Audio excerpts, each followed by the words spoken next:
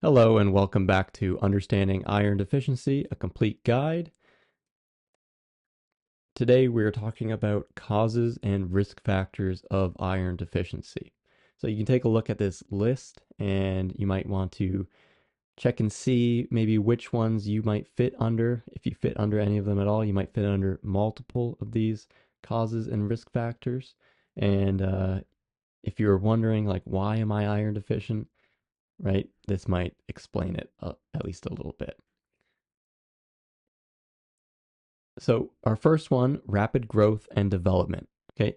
During times of rapid cell division, there's an increased demand for iron, right? It's just simple. You're growing, your body needs iron to grow and to do the things that it needs to do.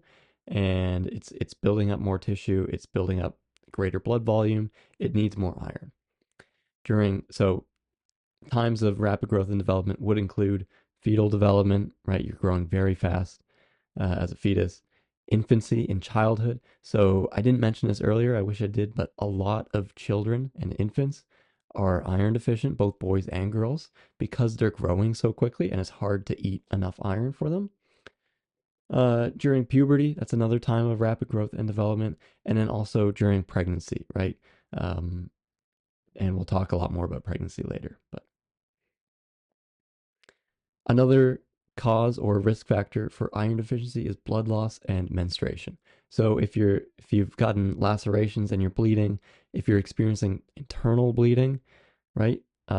If you're donating blood or if you're menstruating, any loss of blood, right? You're going to be losing the iron that is in the hemoglobin in the red blood cells of the blood, right? This can be one of the biggest causes and risk factors of iron deficiency, mostly menstruation, right? Because every woman of reproductive age menstruates, and it might even just be a little bit each month, but it adds up, and it can be hard to get enough iron for women who are menstruating. Another thing to mention here quickly is if you can't figure out why you're iron deficient, if you've tried everything else, if you've looked, it, look for internal bleeding, right? Because it could be that. With the blood donation, uh, if you if you're anywhere close to being iron deficient, I would highly recommend not donating blood. So I wouldn't do it unless my ferritin was above 100 at least. And we'll talk about ferritin numbers later, but yeah, I'd be very hesitant to donate blood just in general. But if you're iron deficient, yes, don't do it. During pregnancy, right, this is another time where a lot of people become iron deficient if they weren't already. There's rapid growth. There's a high demand of iron from the fetus. The fetus needs a ton of iron to grow. Um, there's a large increase in blood volume, right? I believe women have around 4 to 5 liters of blood uh, when they're not pregnant, and then they gain another, I think, 1.5 liters of blood throughout the pregnancy. And then there's also a huge risk of blood loss during delivery. The average vaginal birth loses about 500 milliliters, half a liter of blood. And then you can have complications as well. Cesarean sections, you can lose up to 1.5 liters of blood. And so it's a lot, and it can cause severe iron deficiency, both, you know, during pregnancy, right? Your demand for iron will increase. And then also during the delivery, you might lose a lot of iron. Another cause or risk factor of iron deficiency is maternal iron deficiency. So if you're in your mother's womb and your mother is iron deficient, that can cause iron deficiency. Babies depend on their mother for iron, and they depend on their mother for all of their nutritional needs. And when the baby is in the womb, it is you can kind of think of it as it's using the nutrition that it receives to predict what type of world it will come into, right? So if it is not receiving a lot of good nutrition, it's not getting enough iron, it's not getting enough oxygen, and it is frequently under stress, it's assuming that it's going to come out into a world that does not have a lot of food available, it does not have a lot of iron and oxygen available, and it's a stressful world. So when it's considering how big it's going to grow its brain, um, why would you grow a big energy expensive, oxygen expensive brain if those things aren't going to be available and abundant, right? So that's important to understand because the effects of malnutrition during fetal development are unfortunately long lasting. And what this means, to put it into simple words, is that if you are iron deficient at an early age, such as during fetal development or as an infant, and you correct that iron deficiency later in life, simply correcting that iron deficiency won't be enough to make up for it. There will still be issues caused by that critical window where you were iron deficient, right? One more interesting thing to point out is that the fetus has a different type of hemoglobin. It actually has a lot of fetal hemoglobin, which has a stronger affinity compared to adult hemoglobin. And so, uh, uh, if the mother is somewhat anemic, the fetus can make up for this by having a stronger affinity to oxygen, and it will draw in oxygen more efficiently, right? Because it's kind of like the demands, the fetus has higher needs for nutrition because it is growing, and this can kind of make it worse for the mother because the mother will sometimes give up her nutrition even if she's iron deficient. She might be giving up more iron to the baby so that the baby can have enough iron. But to a certain point, if the mother is iron deficient, it's going to affect the baby. Plant-based diets are another cause and risk factor for iron deficiency. They're very common today, and I just want to say that I'm not coming at anybody for their diet choice. I understand that people are very sensitive, including myself, about diet, and I'm not telling anybody what they should eat or what they shouldn't. I'm just going to try and say what I know to be true. And I used to eat a plant-based diet, and I used to think it was what I needed. It really wasn't working for me for a number of reasons, including iron deficiency. And but if you told me at the time, I wouldn't have listened to you. So I just hope that you will have more of an open mind than I did, right? Um, to start, heme iron absorption is 15 to 35%, and heme iron is that from animal foods, right? Non-heme iron absorption is only about 2 to 20%, right? So there's a big difference there.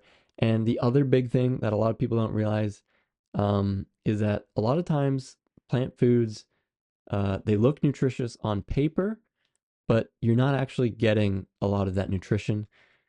I'm going to talk about this more later, but simply put, plants also don't want to be eaten, but because they can't run away or fight you, they have defense chemicals and different molecules that will hurt your digestive tract in a way or impair your body's ability to absorb certain nutrients. And so a lot of plant foods have uh, different iron absorption inhibitors. So tannins in tea and coffee inhibit iron absorption. Phytates in cereals, legumes, and seeds also inhibit iron absorption. And soy protein might also inhibit iron absorption. Um, yeah, I mean, we'll talk more about it later, but the research is pretty clear that people who eat a plant-based diet, even when they're getting the recommended daily allowance for iron, they're still much more likely to be iron deficient and to be anemic, for the reasons that I just explained, right? Uh, Another dietary related one is malabsorption. So if you have celiac disease, Crohn's disease, if you've gotten gastric bypass surgery, just merely old age, right? Your digestion gets worse as you get old. Or if you just have plain old poor digestion, right? It's not just about how much iron you eat. It's not just about the type of iron you eat. It's also about how well you absorb it. Um, yeah, there are other influences that affect how you absorb it, which we'll talk about shortly. Right now, actually. So, functional iron deficiency is when your body has enough iron, right? You're eating enough iron, your body has plenty of iron in storage, or at least enough, and yet you're experiencing iron deficiency. This is common with obesity because there's a lot of inflammation when you're obese. It's common during chronic illnesses such as cancer or kidney disease, just as some examples, or if you just have widespread chronic inflammation, right? Why this happens is because inflammation increases hepcidin. Hepcidin decreases iron absorption in the gut, and it also decreases iron utilization and your body's ability to take it out of storage and to utilize it, right? And so that relates to what we were talking about when I was mentioning how you catch a cold or an infection and all of a sudden you're functionally iron deficient. This is what we were talking about, right?